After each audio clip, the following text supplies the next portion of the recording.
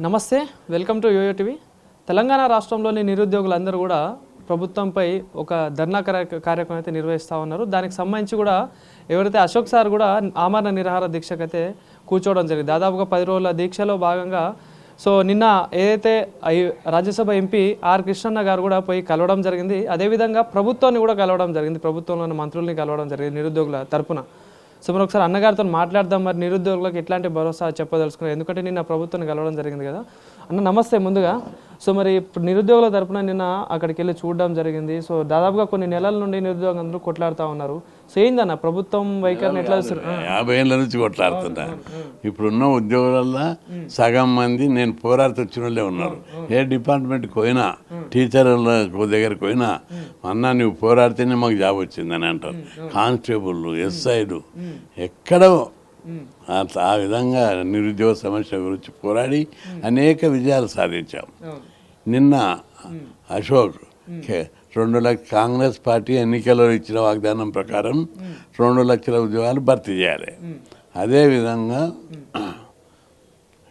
Job calendar announce చేయాలి అని చెప్పి చాలా రోజులుగా వార్నింగ్లు ఇస్తున్నాడు. ఈ ఆమరణ నిరాహార దీక్ష కూర్చున్నాడు. 8 రోజులైంది. ఆరోగ్యం దెబ్బతిన్నది. రాష్ట్ర వ్యాప్తంగా నిరుద్యోగులందరూ ఫోన్ చేస్తున్నారు, అన్న 8 రోజుల నుంచి ఆయన దీక్ష చేస్తుడు, ఎవరు పట్టించుకుంటారు, కలెక్టర్ పోతలేడు, ఓ మంత్రి పోతలేడు, ఎమ్మెల్యే పోతలేరు, ఆయన పరిస్థితి బాగోలేదు, ఆరోగ్యం బాగా క్షీణించిందంటే నేను పోయినా నిజంగా ఆరోగ్యం బాగా క్షీణించింది, ఆయన నాకు నచ్చ చెప్పిన బతికి పోరాడి సాధించాలి.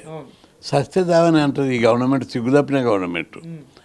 ఇప్పుడు ఎట్లుంటారంటే అధికారం మత్తుకి ఎక్కందరే ఎవరు కనిపించారు, అహంకారం పెరుగుతుంది మనిషికి. ఈ ప్రజల సమస్యలు కనిపించాయి, మళ్ళీ అధికారం దీనే తెల్లారి కనిపిస్తుంది. అట్లా ఇప్పుడు అధికారంలో ఉన్నారు, వాళ్ళకు మత్తులు ఉంటారు. నువ్వు కొద్దిగా కన్విన్స్ చేసి అని చెప్పి బాగా చెప్పిన. లేదన్నా ప్రభుత్వం నుంచి ఇంతనన్నా స్పందన లేదు.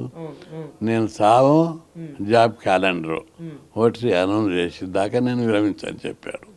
నేను వెంటనే మన మహేష్ గౌడ్కి చెప్పాను, ఆయన బాగా స్పందించాడు.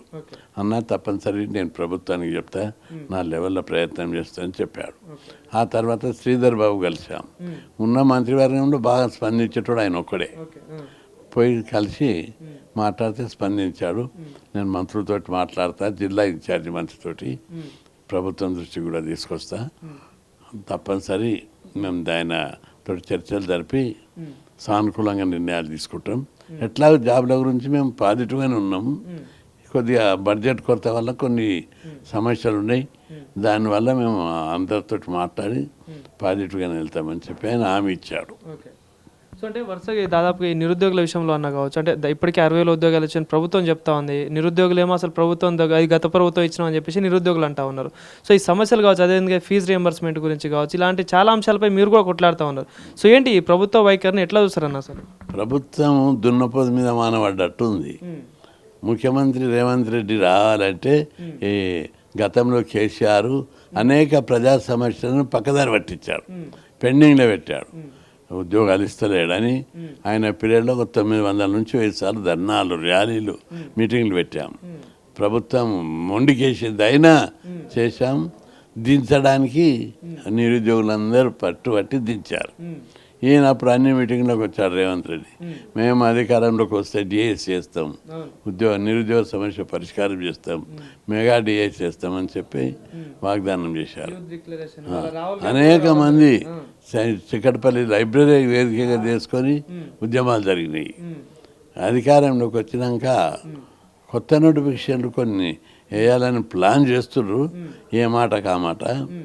కాకపోతే నిరుద్యోగ సమస్య పెద్దది. నేను పెద్ద మనిషిలాగా మాట్లాడవలసి వస్తుంది, ఎవరికి వ్యతిరేకంగా ఎవరికి అనుకూలంగా కాదు. నిరుద్యోగ సమస్య ఎక్కువ లక్షల మంది నిరుద్యోగులు ఉన్నారు, వేల సంఖ్యలో ఉద్యోగాలు ఉంటాయి. సహజంగా అసంతృప్తి ఉంటుంది.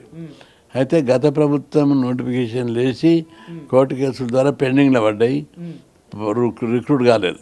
వీళ్ళు రేవంత్ రెడ్డి అధికారంలోకి వచ్చినాక ఆ పెండింగ్లు నేను తీసి ఈయననే రిక్రూట్ చేశాడు.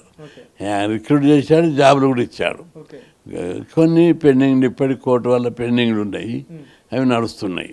టీచర్ ఉద్యోగాలు ఇచ్చారు, కానిస్టేబుల్ ఇచ్చారు. ఇంకా హెల్త్ డిపార్ట్మెంట్లో అక్కడిక్కడ బాగానే కొన్ని అయినాయి, కానీ అది సరిపోదు. ఇప్పుడు ఖాళీలు ఇంకా చాలా ఉన్నాయి. టీచర్ ఉద్యోగాలు 30,000 ఖాళీలు ఉన్నాయి. కానిస్టేబుల్ పోలీస్ డిపార్ట్మెంట్ 20,000 ఉద్యోగాలు ఖాళీనాయి.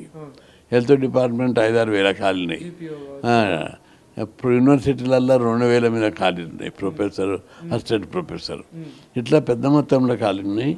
మొత్తము అందరికి చదువుకున్న వాళ్ళందరికీ ఉద్యోగం అనేది అసంభవం, ఏ ప్రభుత్వం కూడా చేయలేదు. మేము కూడా అట్లా కొంచెం కోరికలు కోరతలేము, ఇర్రెస్పాన్సిబుల్గా ప్రభుత్వం మీద నిందలేస్తున్నాం.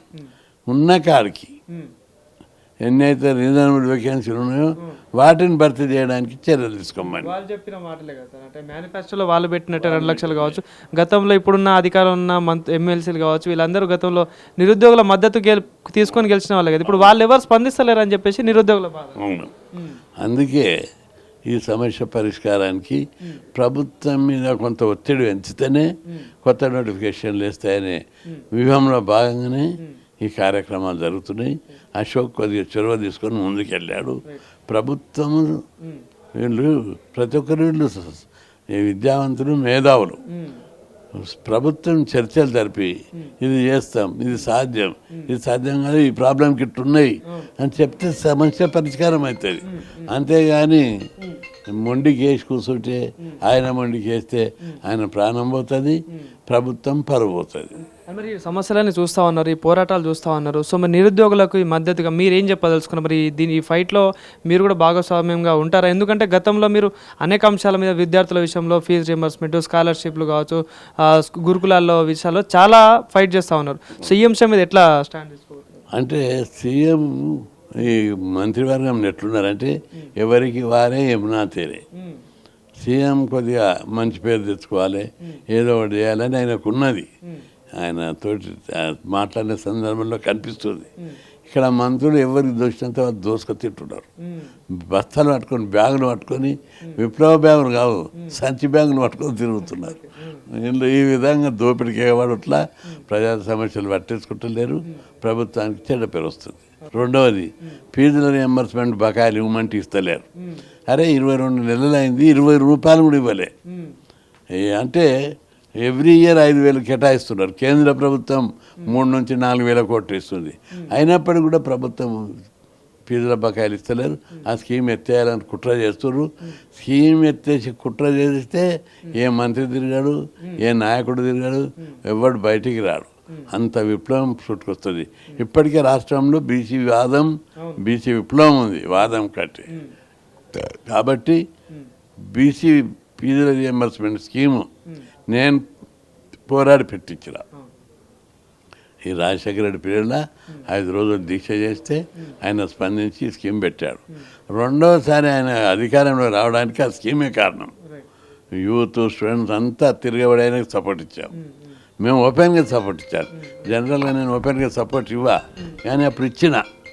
ఎందుకంటే మంచి స్కీము, దీనివల్ల లక్షలాది మంది చదువుకుంటారు, బాగుపడతారని. ఇప్పుడు కూడా ఆ స్కీమ్ను కొనసాగించాలి. అది ఖర్చు కోణంలో చూడవద్దు, పెట్టుబడి కోణంలో చూడాలి.